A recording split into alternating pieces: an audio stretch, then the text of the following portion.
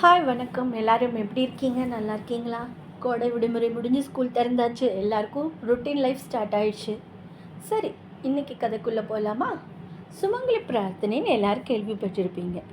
எல்லார் வீட்லேயும் கூட செய்வாங்க. இப்போ அந்த சுமங்கலி பிரார்த்தனை எப்படி ஆரம்பமாச்சு அப்படிங்கிறது தான் ஒரு சுவாரஸ்யமான கதை. சுமங்கலி பிரார்த்தனை பொண்டுகள்னு கூட சொல்லுவோம். அந்த பொண்டுகள் எப்படி ஸ்டார்ட் ஆச்சுன்னா, ஒரு ஊரில் ஒரு மாமியார், அவங்களுக்கு 5 மருமகள். அந்த 5 மருமகள்களையும் இந்த மாமியார் எவ்வளோ கொடுமைப்படுத்த முடியுமோ அவ்வளோ கொடுமைப்படுத்துவாளாம்.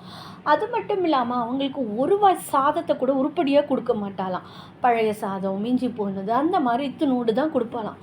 அவங்களுக்குலாம் ரொம்ப ஆசையாக ஒரு நாளாவது தலைவாழை இலை போட்டு நல்லா உட்காந்து வடை, பாயசம், சாம்பார், கூட்டுக்கறி, அவியல்னு சாப்பிடணும்னு. ஆனால் அது நடக்கவே இல்லை. அவங்களுக்கு அது ஒரு ஆசையாகவே இருந்துதான். ஒரு நாள் அதற்கு ஒரு சந்தர்ப்பம் வந்துதான். அவங்க மாமியார், நான் ஊருக்கு போகிறேன், 2-3 நாள் கழித்து தான் வருவேன்னு சொன்னோன்னே இவங்க எல்லாருக்கும் ஒரே சந்தோஷமா, ஆகா நம்ம நினச்சது நடக்க போகிறது அப்படின்னு சொல்லிட்டு ரொம்ப சந்தோஷமாக இருந்தாங்களாம். அதே மாதிரி அந்த மாமியாரும் மறுநாள் ஊருக்கு கிளம்பினாலாம்.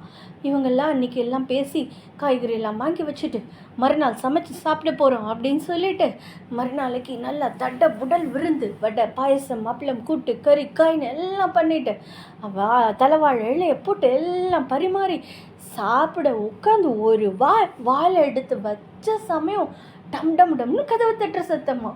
வெளியா உன் மாமியார் குரல் கேட்டுதான், ஏன் என்னடி பண்ணுறீங்க எல்லாரும் கதவை திறக்காம அப்படின்னு.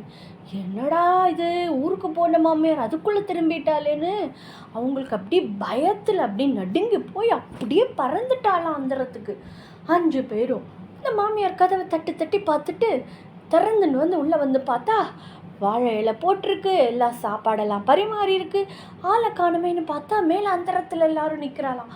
என்னடி ஆச்சு, ஏன்டி இப்படி இருக்கேன்னு கேட்டதுக்கு, எங்களை மன்னிச்சிடுங்க, எங்களுக்கு இந்த மாதிரி சாப்பிடணும்னு ரொம்ப நாள் ஆசை, ஆனால் உங்களை நினச்சி பயமாக இருந்தது, நீங்கள் ஊருக்கு போயிருக்கேலே நினச்சி எல்லாம் பண்ணிட்டோம், நீங்கள் அதுக்குள்ளே திரும்பி வந்துட்டேன்னே.